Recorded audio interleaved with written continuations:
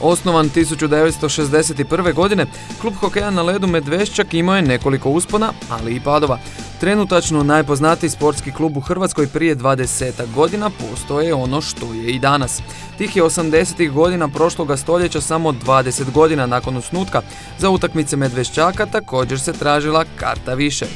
Posle 20 godina je Medveščak postao, da slikovito velim, ovo što je danas opet. Znači 4 godine se tražila karta više, dvorana je bila 8000 ljudi i to je trajalo normalno do 90. do raspada. Normalno lige nije više bilo, interesa nije bilo i u to vrijeme se zatvorilo i klizalište Velesajam. Nakon zatvaranja Velesajma u Medveščaku se nažalost prestalo raditi s mlađim dobnim kategorijama. Tada je postojala opasnost da se Medveščak i ukine. No hokej je u Zagrebu opstao. Medveščak je ponovno uspio uvesti škole hokeja, a nakon ulaska u EBEL ligu broj djece u njima uvelike se povećao. Djece je uvijek bilo. Normalno da ova popularizacija je to sve utrostručila sada, međutim moramo se vratiti na uvjete. Mi dalje nemamo uvjete. Znači hokej sa ledom i dalje se mučimo kao što smo se mučili unazad 20 godina. Iako uvjeti nisu idealni, njihova škola hokeja trenutačno broji oko 150 djece. Ta brojka uvijek varira, neki odustanu, nađu se novi, tako da je cijelo vrijeme priliv novih klinaca iz dana u dan. A što o hokeju misle najmlađi medvjedi? I kako ti se sviđa sport? Dobro je. Jesu ti naporni treninzi? Jesu, dosta. Pa, jako mi je dobar. Timski je sport. A dobar mi je. Trenirao sam puno sportova pa sam išao onda na hokej i onda mi se svidio hokej. Bio sam na građanstvu, trener me ispitao, bio sam sa prijatelja sestrom, pitao me trener hoću doći na trening, ja sam došao i meni se svidio i tako sam počeo trenirati. Kao i kod drugih klubova, mnogi klinci zbog nedostatka treninga na ledu često odustaju od hokeja. U posljednje vrijeme u Medveščaku su mlađi igrači počeli odlaziti u evropski hokejom razvijene zemlje. To se sad počelo u zadnje vrijeme. Normalno sa EBEL-om se došlo do toga da roditelj vidi da je to interes. Znači dobilo je skroz druge dimenzije i težinu sporta i to se sad u zadnje vrijeme, u zadnjih 2-3 godine počelo prakticirati. Ali mislim da će vrijeme tekar pokazati koliko je sada. O nekakvom postotku je teško reći, tu imaš jednog klinca, tamo imaš dva, imaš i drugim klubovima, tako da to nije to sada nekakva brojka o kojoj bi trebali razgovarati, ali je ona tu. Kako bi se taj odlazak igrača izbjegao, potrebno je u Zagrebu stvoriti kvalitetne uvjete. Prema mišljenju čelnika Medveščaka, gradnja nove dvorane nije jedino rješenje. Rješenje hokeja, opet ponavljam, nije samo izgradnja nove dvorane.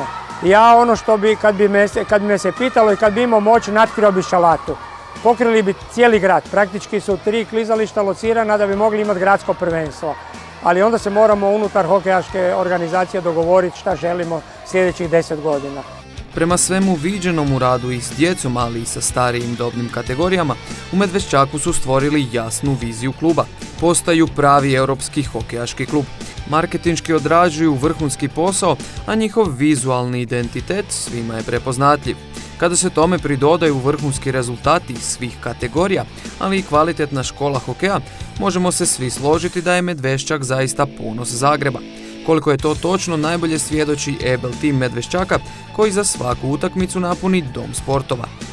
The audience is very good here. I mean, the hockey is always going to be, I mean, at the end of the day, it's the same sport, different leagues, but it's a very good league. I like the atmosphere here in Zagreb. The people are very much big hockey fans. They love their team. They love to win, obviously.